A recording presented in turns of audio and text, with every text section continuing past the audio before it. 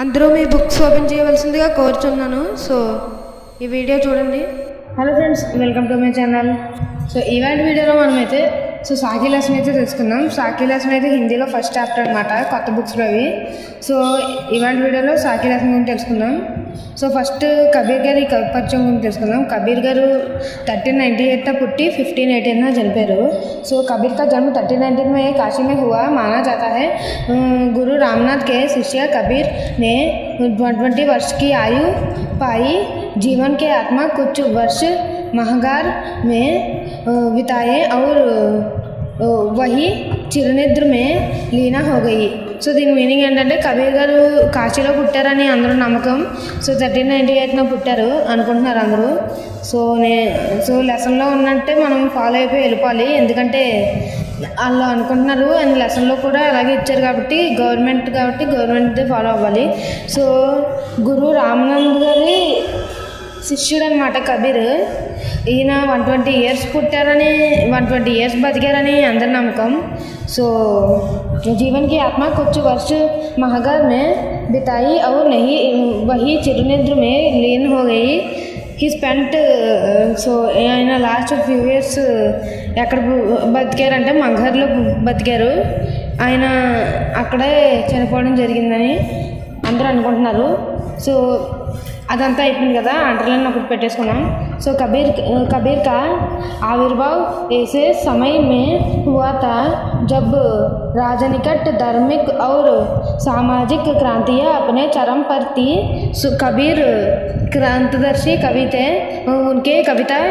उनका कविता में गहरी सामाजिक चेतना प्रकार होती है.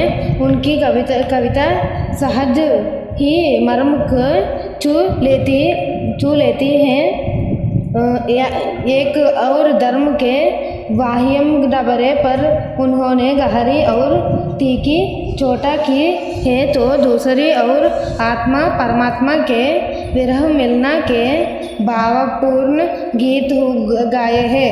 कबीर शास्त्रीय ज्ञान की अपेक्षा अनुभव ज्ञान को अधिक महत्व देते हैं. थे उनका विश्वास सत्संग में था और वे मानते थे कि ईश्वर एक है, वह निर्विकार है, अरूप है. సో ఇదనమాట. ఇప్పుడు మనం ఫస్ట్ పాయింట్ గురించి తెలుసుకుందాం. సో कबीर का आविर्भाव ऐसे समय में हुआ था जब राजनीतिक, धार्मिक और सामाजिक क्रांतियाँ अपने चरम पर थी. సో కబీర్ గారు ఎప్పుడు ఎమర్జ్ అయ్యారంటే ఆయనకి పొలిటికల్గా, రిలీజియస్, సోషల్ రిలీజియన్ పీక్గా ఉన్నప్పుడు ఈయన పద్యాల గురించి ట్రెండ్ వచ్చిందనమాట. సో కబీర్ క్రాంతిదర్శి కవి హే. సో కబీర్ గారు ఒక రెవల్యూషనరీ పోయెట్ అనమాట. उनकी कविता में गहरी सामाजिक चेतना प्रकट होती है.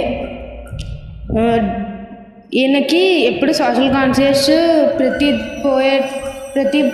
ఆయన రాసే ప్రతి పోయట్రీలో సోషల్ కాన్షియస్నెస్ గురించి ఉండేది. సో उनकी कविता सहज ही मर्म को छू लेती है. ఆయన పోయట్రీలు ఈజీగా హార్ట్ని టచ్ చేస్తాయి అన్నమాట పోయంలు. సో అది एक और धर्म के वाहदबरे पर उन्होंने गहरी और तीखी चोट की है, तो दूसरी और आत्मा परमात्मा के विरह मिलने के भाषापूर्वक गीत गाए हैं. ఒకవైపు ఆయన సూపర్ఫిషియల్ రిలీజియన్ గురించి రాసేవారు, ఇంకో పక్కన ఆయన దేవుడి గురించి, ఆత్మ గురించి, యూనిటీ గురించి పద్యాలు రాసేవారు అనమాట. సో कबीर शास्त्रीय ज्ञान की अपेक्षा अनुभव ज्ञान के अधिक महत्व देते हैं. ఆయన ఏమని నమ్మేవాళ్ళు అంటే ఎక్స్పీరియన్షియల్ అంటే సైంటిఫిక్ నాలెడ్జ్ కన్నా క్లాసికల్ నాలెడ్జ్, అంటే తిరిగేటప్పుడు వేరే చోట్లకి వెళ్తున్నప్పుడు అనుభవం వస్తుంది కదా, అనుభవం ఉంటేనే ఎక్కువ నాలెడ్జ్ వస్తుందని నమ్మేవారు. उनका विश्वास सत्संग में था और वे मानता थे कि ईश्वर एक है, वह निर्विकार है, अरूप है. సో ఈయన ఏమని నమ్మేవారంటే సత్సంగ్లో నమ్మేవారు. దేవుడు ఒక్కరే అని నమ్మేవారు, ఆయనకి రూపం ఏమీ ఉండేది కాదని నమ్మేవారు అనమాట. ఇప్పుడు చూడది कबीर की भाषा पूर्व जानपद की भाषा थी।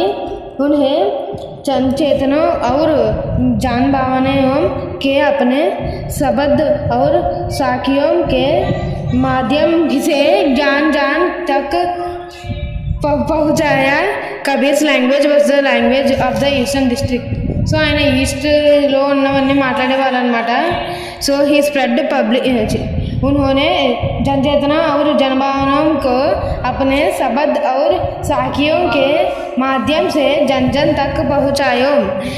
ఆయన పబ్లిక్ అవేర్నెస్ సెంటిమెంట్స్ గురించి మొత్తం వర్డ్స్ స్టోరీస్లో అందరికీ చెప్పేవారు అనమాట.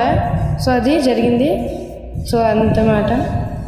సో ఇంక లేట్ చేయకుండా మనమైతే లెసన్లోకి వెళ్ళిపోదాం. సో సాకి లెసన్లోకి వెళ్ళిపోదాం. సో साकी लेसन फर्स्ट पद्యం అయితే చదువుతున్నా. ऐसे बानी बोलिए मन का कोई अपना तन शीतल करो और ने को चुप होई. సో దీన్ని బట్టి ఏంటంటే ऐसे बानी बोलिए మనం మాట్లాడే మాటలు, मन का आप कोई మనసుకి శాంతినివ్వాలి, अपना तन शीतल करो మన మనసుని చల్లగా ఉంచాలి, औरन को सुख होई అది మనం మాట్లాడే వాళ్ళు కూడా హ్యాపీగా ఉండేలా చేయాలన్నమాట.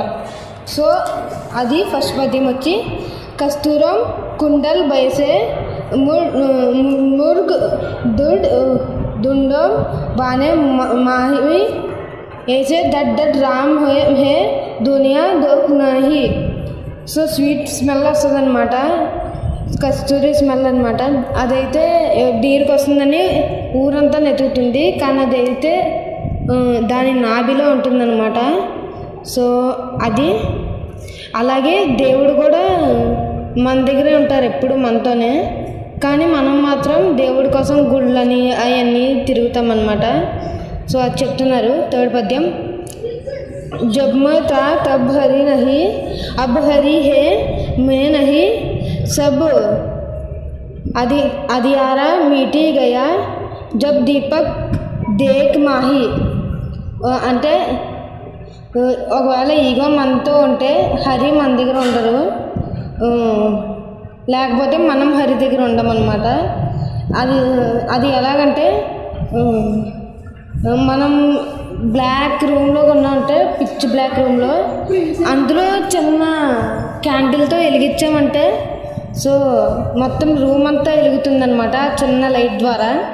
అలాగే ఇది అయితే చదువుతున్నా. సో ఫోర్త్ సుఖియా సబ్ సంసార్ హే కాయం ఔర్ సోవే, దుఖియా దాస్ కబీర్ హే జాగే అసో రోవే.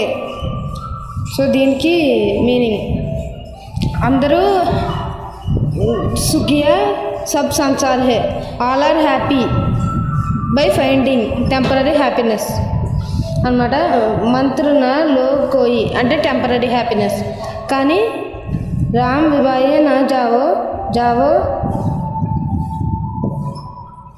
దుఖియా దాస్ కబీర్ హే జాగో. సారీ ఇందాక తప్పు చెప్పాను, ఇప్పుడు మళ్ళీ చెప్తాను గైస్ ఫస్ట్ నుంచి. సుఖియా సబ్ సంసార్ హే కావం ఆరోం సవం సేవం, దుఖియా దస్ కబీర్ హే జాగోం ఆరోం రోవే. అంటే ఏంటంటే సుఖియా సబ్ సంసార్ హే ఆల్ ఆర్ హ్యాపీ బై అనమాట. కావం ఔర్ సావే అంటే ఫైండింగ్ టెంపరీ హ్యాపీనెస్. దుఖియా దాస్ కబీర్ హే, కానీ కబీర్ మాత్రం బాధకరంగా ఉన్నాడు, ఎందుకంటే అందరూ టెంపరీ హ్యాపీనెస్తో ఉన్నారు, పర్మనెంట్గా లేరు అని చెప్పి తినకుండా పడుకోకుండా ఏడుస్తున్నాడు అనమాట. సో అది విరహు భువంగం తబ్ తత్ బసో మంత్ర నా లోగ్ కోయి రామ్ వియోగి నా జావో జీవం జీవం తో బురా హోయి. అంటే ఏంటంటే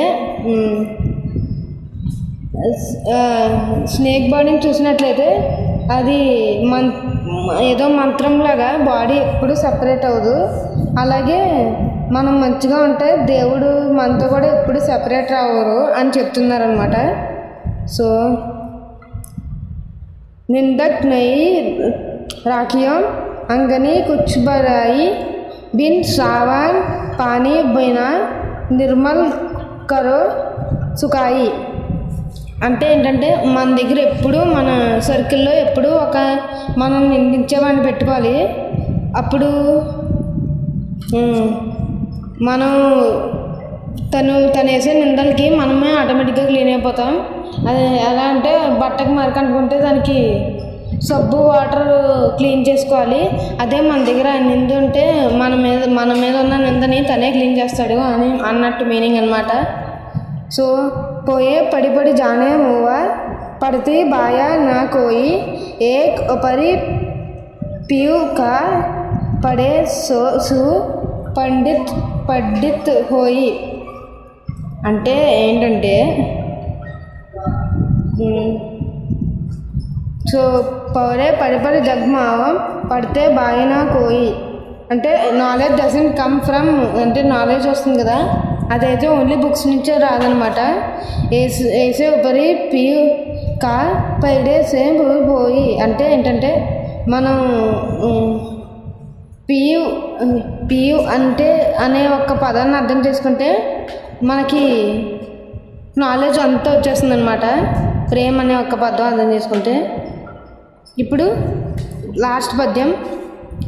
హమ్దర్ జాలియా ఆపన్న లియా మురాడా హాతి అబ్దర్ జాలో తాసే కా జో చాలే హమారే సాకి.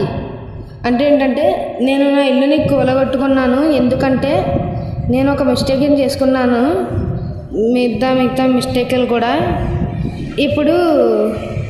ఇప్పుడు మొత్తం నిజం తెలుసుకొని నేను మంచిగా మారాను కాబట్టి నువ్వు మా ఇంటికి రా మిత్రమా అని కబీర్ గారు అడుగుతున్నారనమాట. సో ఇది లెసన్ ఫుల్ మీనింగ్. సో మీకు గనక ఈ వీడియో అర్థమైనట్లయితే సబ్స్క్రైబ్ చేసుకొని సో లైక్ చేయండి వీడియోని. సో ఏంటంటే మీకు ఏమన్నా డౌట్స్ ఉంటే కామెంట్స్లో చెప్పండి. సో వీడియో ఎలా ఉందని రేటింగ్ అయితే ఇవ్వండి. 5 రేటింగ్లో మీరు కింద టైప్ చేయండి. 1 కానీ 2 కానీ 3 కానీ 4 కానీ 5 కానీ. సో ఇవాళ వీడియోకి అంతే. సెకండ్ లెసన్ అయితే వస్తుంది ఇంకొక కొన్ని రోజుల్లో. సో అంతే.